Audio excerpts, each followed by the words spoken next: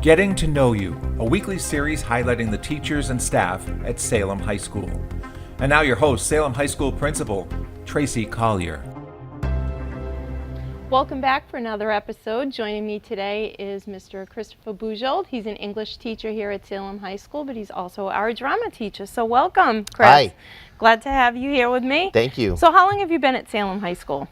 10 years. I just hit my 10 years. 10 years. This is my 11th year. Wow. Mostly English or drama too? Yes, English and drama. And English and drama. In the school plays? Yes, and I direct the school plays. You do. I You do. do. How have those changed now that we have this new facility? Well, we definitely have more resources available to us, which is tremendous. Hopefully we can get more interest in student interest.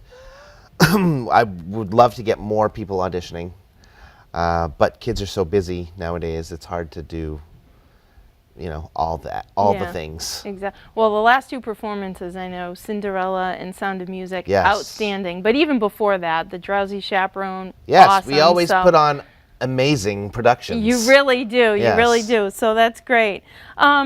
So where did you go to school? Where did you grow up? Are you from Salem? I am not from Salem at all. Okay. I am from Manchester.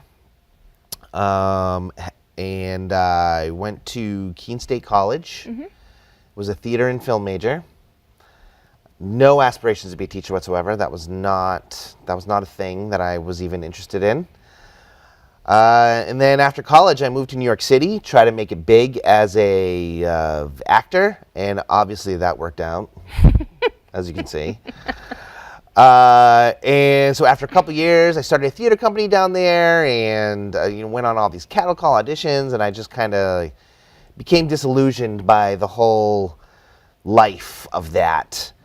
So I moved back home, broke, moved in with the parents, started an improv group on the Seacoast, did that, got a job bartending, and was like spending my 20s just like being in my 20s, if you know what I mean. Yeah. And after a couple of years of doing that, I kind of just did some soul searching and was like, I don't think I really want to do this for the rest of my life. What do I want to do with the rest of my life? And, my mother and sister were both teachers, as was my aunt, and they always said, you should always be a teacher. You should go to teaching. Teaching's great. I'm like, oh, all right. So I'm like, okay, well, I have a degree in theater. Not many high schools are looking for theater teachers specifically.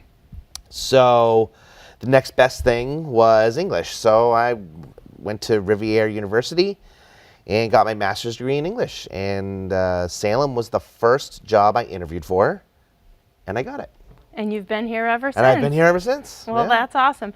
But you still, I've seen you teach. You are kind of on the stage when you're teaching. Yeah. You're a great, Yeah. great teacher. You really grab the Wow. kids' attention, so that's awesome. But do you get an opportunity these days still to do improv or acting? Perform? Yes. Yeah, here and there. I have 3 children from age 6 months to 5. So I don't really have much time to do anything.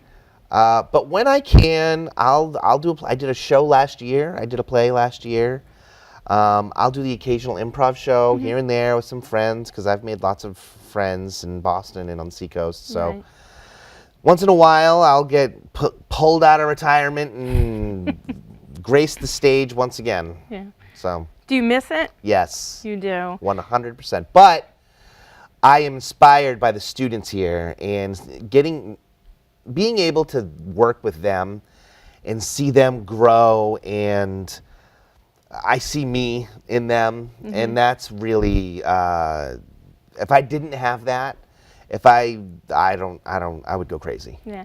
We have our big productions every year that we put on, but also you do a lot of smaller shows, and you invite classes down. Serious, heavy topics sometimes. Like the Yes. Laramie Project, you had Yeah. students do a part of that.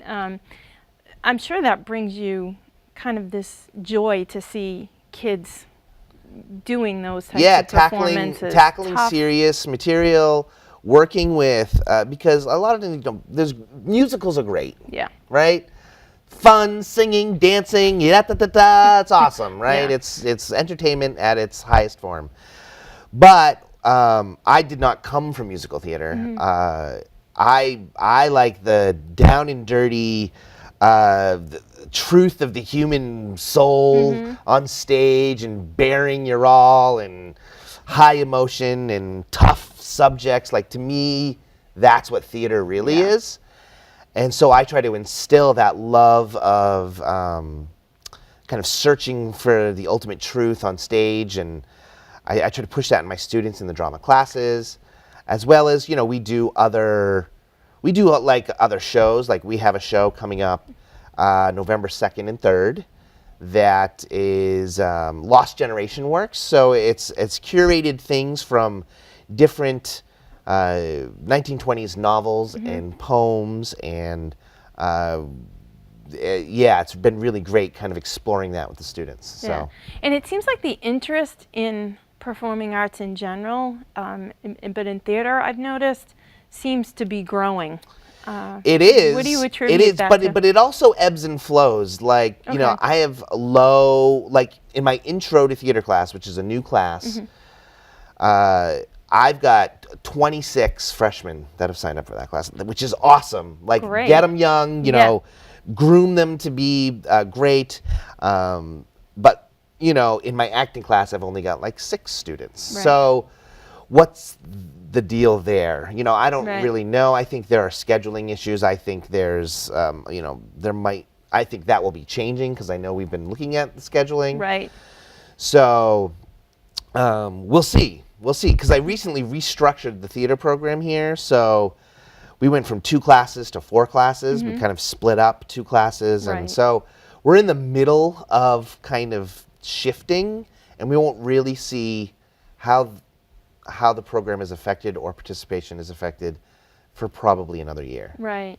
So if there are students out there watching and they're kind of on the fence about getting involved in theater, what would you say to them to convince them to? Do it.